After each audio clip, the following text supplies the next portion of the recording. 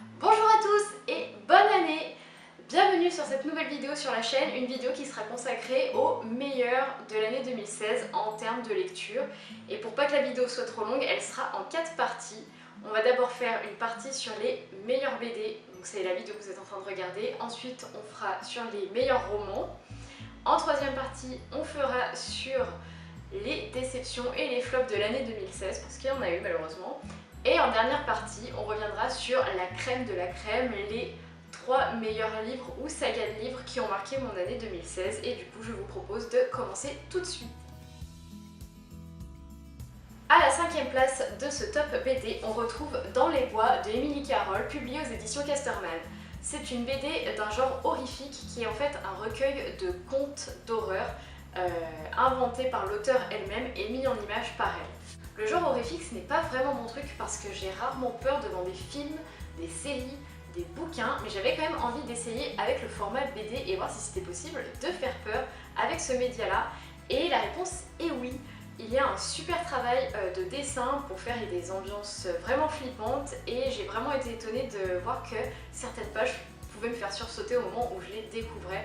Et rien que pour ça, je le classe parmi mes meilleures lectures de BD cette année parce que ça a été une vraie belle découverte et ça a vraiment été super intéressant. La seule chose que je regrette, c'est que certaines nouvelles ne m'ont pas toujours plu. Souvent c'est des fins ouvertes, ça plaît pas à tout le monde.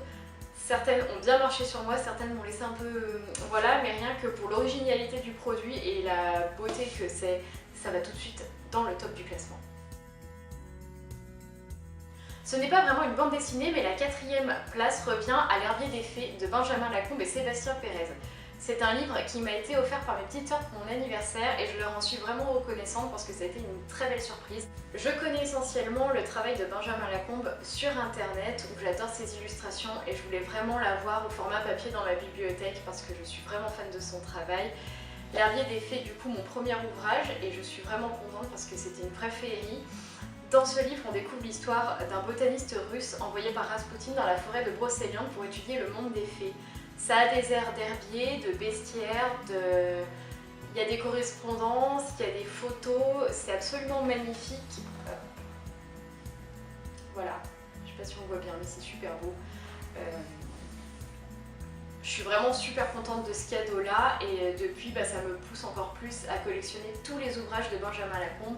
Et à Noël dernier, j'ai entre autres eu, juste ici, un coffret sur l'intégrale de Alice au Pays des Merveilles, donc je suis trop contente et la collection ne fait que commencer.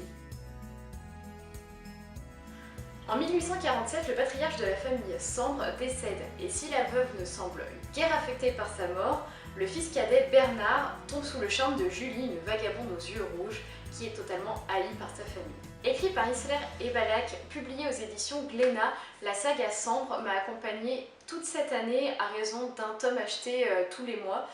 C'est une saga que j'ai beaucoup appréciée parce que c'est assez différent de ce que je peux avoir l'habitude de lire. C'est une vraie saga familiale qui s'écoule sur les années et sur les générations. C'est sombre, c'est tragique, c'est mélancolique, c'est un peu tordu aussi sur les bords. Ça a été une découverte assez chouette, ça faisait assez longtemps que j'avais envie de me lancer dans cette saga et voilà. Et depuis, je n'ai pas encore lu tous les tomes.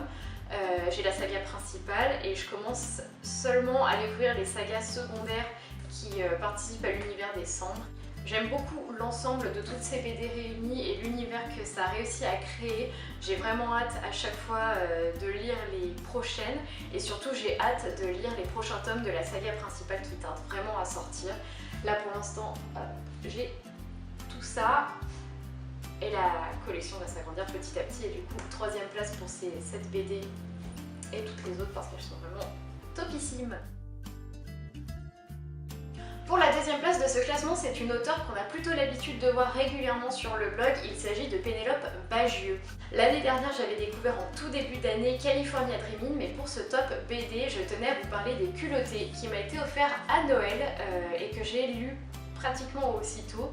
À la toute base, les Culottés, c'est d'abord un blog publié sur le site du Monde.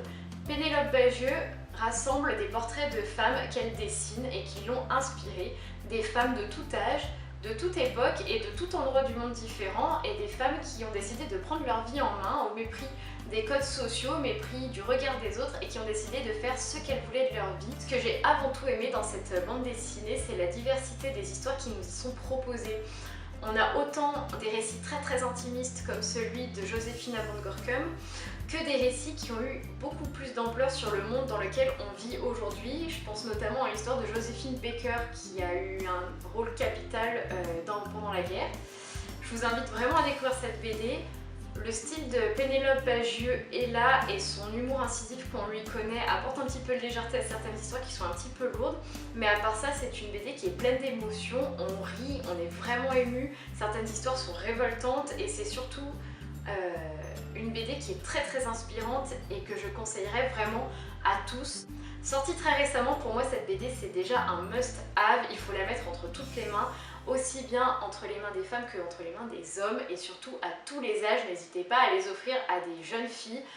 C'est des histoires qui sont vraiment très inspirantes et qui font vraiment réfléchir sur le monde dans lequel on vit aujourd'hui et sur les modèles qu'on pourrait avoir. Donc bref, directement dans la deuxième place, ça a vraiment été génial de découvrir cette BD. Je savais déjà que j'allais l'aimer en découvrant le blog et j'ai qu'une hâte, c'est de m'acheter le deuxième tome qui va sortir au mois de janvier.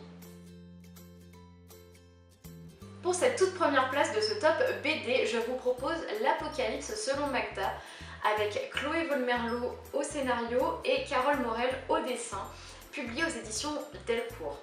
Magda est une très jeune adolescente et pour elle, le monde s'écroule quand elle apprend que la fin du monde qui était annoncée un an plus tôt n'aura finalement pas lieu.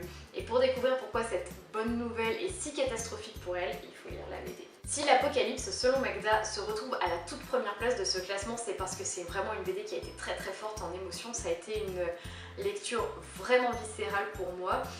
Avant tout pour l'histoire, mais surtout pour le travail de colorisation. Carole Morel a réussi à instaurer des ambiances très particulières à ses planches au niveau des couleurs. J'ai rarement vu un travail aussi abouti dans les BD que je lis, même si j'ai pas énormément de culture à ce niveau-là. Mais je crois que c'est vraiment le point fort de l'Apocalypse selon Magda. C'est tout ce travail d'ambiance qui fait qu'on vit les émotions de son personnage à 100%. J'ai vraiment aimé cette lecture. À la fin, elle m'a totalement vidée de ma substance. Et je pense que c'était ça que je recherchais à ce moment-là quand je l'ai lu. C'était vraiment une BD très forte en émotion. C'est pas très drôle, honnêtement. C'est même un petit peu déprimant. Mais elle a la première place parce qu'il y a un travail incroyable dessus. Il y a eu un très gros coup de cœur pour cette histoire et pour ce travail de dessin. J'ai découvert Carole Morel avec cette BD et j'ai hâte de la redécouvrir dans une nouvelle BD qu'elle va sortir très bientôt avec une autre personne au scénario. J'ai vraiment hâte de cette nouvelle sortie parce que le thème m'intéresse. Je pense que ça va directement être un coup de cœur et j'ai vraiment hâte de vous en reparler. Voilà en ce qui concerne ce top des bandes dessinées, j'espère que ça vous a plu. N'hésitez pas à me dire quelles ont été vos BD préférées cette année et s'il y en a dans ce top qui vous intéresse. Quant à moi, on se retrouve sur les autres parties des vidéos où on va parler des romans que j'ai préférés, de ceux qui m'ont déçu et surtout de la crème de mes meilleures lectures de 2016. Donc on se retrouve tout de suite.